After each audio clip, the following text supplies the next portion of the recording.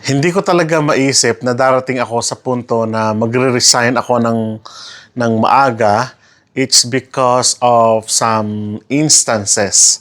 Kasi, ito po yung background niyan. Last 2 weeks ago, ay may na-receive akong letter from Manulife at yung letter na yon ay nagsasabi ng aking pension na meron na akong pension sa ganitong taon, sa ganitong buwan, sa ganitong amount ng pera. At hindi naman naka-indicate doon kung anong ba yung dapat kong gawin sa mga susunod na mga detalye pa. So, ibig sabihin, malabo sa akin.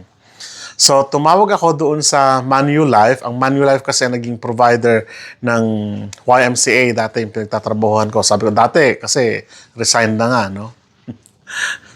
Nung tinanong ko yung agent nila, ang sabi ko, is this my money from duration ng time na ako ay nagtatrabaho sa YMCA? Sabi niya, that is your money and that is your accumulated money sa panahon kung saan ikaw ay nag-start na maghulog ng pension mo at sa panahon na ikaw ay magre-resign o magkukwit sa job. So yearly, ang sabi nila ay mayroon akong parang 4,800, konti na lang para maging $5,000 a year annual. So kung i-divide ko, parang maliit pa rin, no? Hindi kakasya kung doon ako aasa. Pero nakumbinsi ko yung sarili ko na ako ay mag-resign na rin sa ganong kaliit na halaga.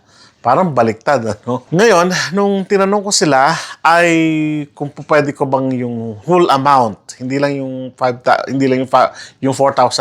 plus, kasi madaragdagan pa nga yung buwan na ako ay magre-resign. Ang sabi nila ay madaragdagan pa nga, pero yun na yung amount niya kapag kukunin ko na raw yung pera, yung total amount ng pera. So sa makatwid, halos umabot ng $30,000 yung kumbaga makukuha at kinonfirm ko uli sa kanila kung ito ba talaga yung makukuha kong pera. So let's say parang nasa 1 million, sabihin na natin ganon. Hindi ko alam, kwentahin nyo na lang po, ano?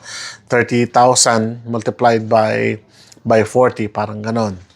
So, ganun kalaki yung, kumbaga, malalamsam ko doon sa aking pension. Pero pagka nag-retire ako, sa ngayon, meron akong 4,000, kumbaga, at ma-reach ko yung age ng 60, 65, kung i-apply ko na, meron akong makukuha na almost $5,000 annual. So, maliit. Nagkataon naman ngayon na dumating yung letter naman namin from Saskatoon na sinasabi if we are ready na ba doon sa tinatawag nating IVF. Nagkataon din naman na yung letter na dumating naman sa Saskatchewan Federation, Teacher Saskatchewan Federation, na nakita ko ang bilis ng grow ng pension ng STF o ng Saskatchewan federations, ng kumbaga pension plan namin ng mga teacher dito sa Saskatchewan.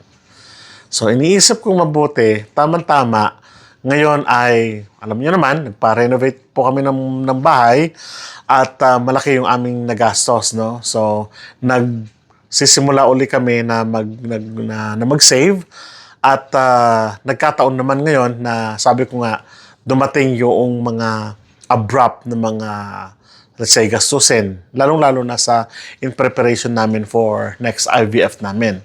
Ang IVF dito sa Canada ay pumapatak ng $20,000 to $30,000. Nung dumating yung letter na yon from Saskatoon, sabi ko, at tumawag sila email, ang sabi ko noon, I prayed na sana, Lord, kako, hindi kami mahirapan na i-provide yung pera na yun for our or next IVF.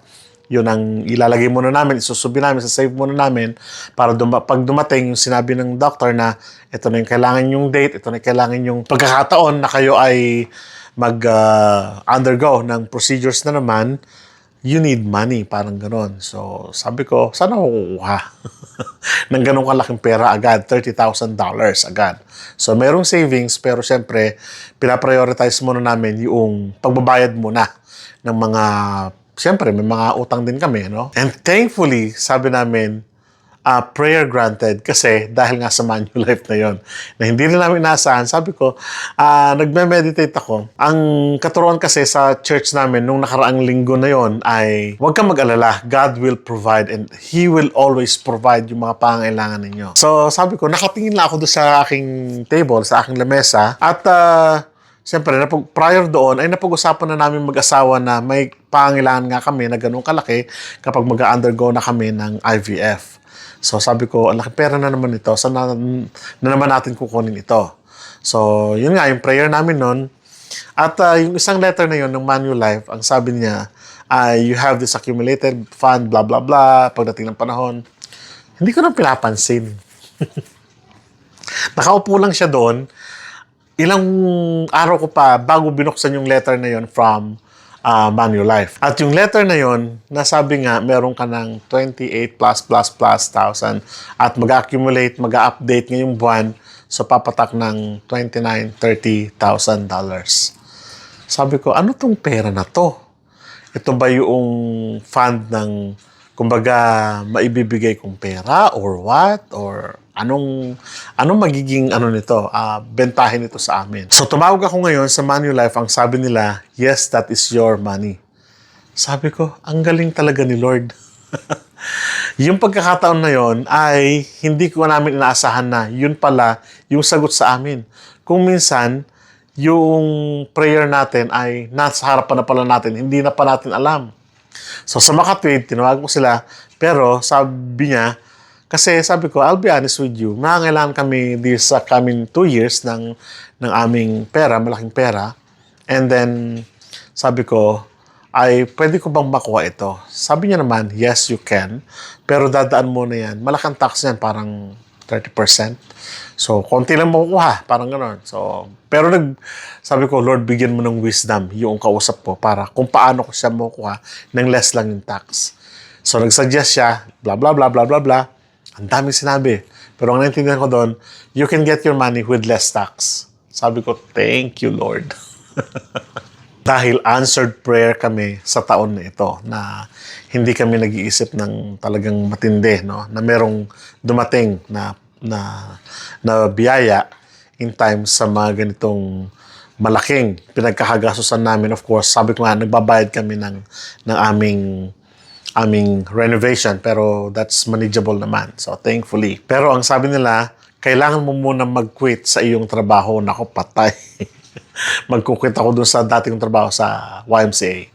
Kaya sinabi ko, kinausap ko yung aking director, ang sabi niya, ganito, kailangan ko mag-quit para makukuha yung pera, itatransfer ko sa bangko kasi kailangan namin for IVF. Alam niyo po sagot ng aking director, pinag-pray ko din. Ang sabi niya, there's no problem. Write a resignation letter, mag-resign ka, makuha mo yung pera, mag-reapply ka, tatanggapin ka namin uli ngayong summer. Sabi ko, Lord, ano ba tong biyaya na pinagkakaloob mo sa amin? Ang dami-dami. So sa makatwid, ngayong araw na ito ay resign na po ako sa isang trabaho ko. Pero hindi naman po ako kasi nakakapasok doon kasi ang full-time ko nga ay sa school, sa Catholic Division. Pero pag wala kasing kaming pasok sa Catholic Division, pumapasok naman ako doon. Like summer, kasi pwede ko nang iwanan. Sabi ko nga sa mga nakaraang vlog ko na napanood nyo na, pwede ko nang iwanan ng YMCA. Pero alam po ninyo, kapag yung trabaho mo ay kahit nakakapirangot yung nakukuha mo dyan, pero yung nakukuha mong positive vibes, yung family na treatment ninyo, yung ganda ng samahan ninyo, yun ang hindi napapalitan ng pera. Kaya sabi ko, nalungkot din ako, siyempre, na hindi ako magpagtatrabaho ng ilang buwan sa kanila, pero this summer, June, July, and August, ay babalik ako doon para makapagtrabaho ulit. Yun naman yun. No? Yun naman yung malaking biyaya. Sabi ng board, anytime, pwede kang bumalik kasi kailangan talaga namin ng staff at isa na ako sa may pinakamatagal na may seniority, kumbaga ang tawag dito, senior sa dati kong trabaho sa YMCA as early childhood educator. So, anytime pwede akong bumalik. Actually, sabi nga, pag resign mo, nakuha may pera mo, mag-assault ka agad ng application letter, tatanggapin namin paper, papasa sa board, and then hired ka na agad. So, thankfully, thank God dahil laking biyaya sa amin yung mga taong nakapalibot sa amin. Lahat ng pinag-pray namin, 101% ay binigay ng Panginoon sa amin. So, thankful kami sa mga pangyayari yun. So, yes, resigned ako, pero I'm happy dahil makukuha namin yung salapi na pinangako ng Panginoon sa amin, and at the same time thankful talaga kami, we're blessed na meron pa rin akong trabahong babalikan ngayong summer at sa mga susunod panahon. Well, kung tatanungin po ninyo, bakit parang ang impractical naman? Pension mo yun eh. So, ang hindi nyo po natatanong ay may tatlong pension po kami na na hinuhulugan. Ang sa akin is the Saskatchewan Teachers Federation pension plan. Meron din po kaming investment retirement plan, at siyempre meron pa kaming CPP, and then pagdating panahon yung old age na tinatawag. So, bali 4 yung pension plan po namin na mag-asawa. Sa asawa ko 3 yung kanyang pension plan, yung CPP, old age, and then yung sa kanyang trabaho ngayon. At bali 4 din, pati yung tinatawag nating IRP, yung investment retirement plan. So, yun yung mga investments namin. Kaya hindi na ko naman sinasabi na relax na kami, pero we're blessed na hanggang maaga pa lang ay nag-save na kami. Kaya ito, yung kumbaga, yung matatanggap naming biyaya ngayong panahon ay kumbaga parang additional bonus na lang sa aming mag-asawa ito, at magagamit namin as soon as now, kumbaga. So, yun, sinare ko lang sa inyo para ma-inspire ang bawat isa na in times na may mga pangailangan tayo, God will provide. Maraming salamat po, at kita-kita po tayo sa mga susunod na vlog. Paalam!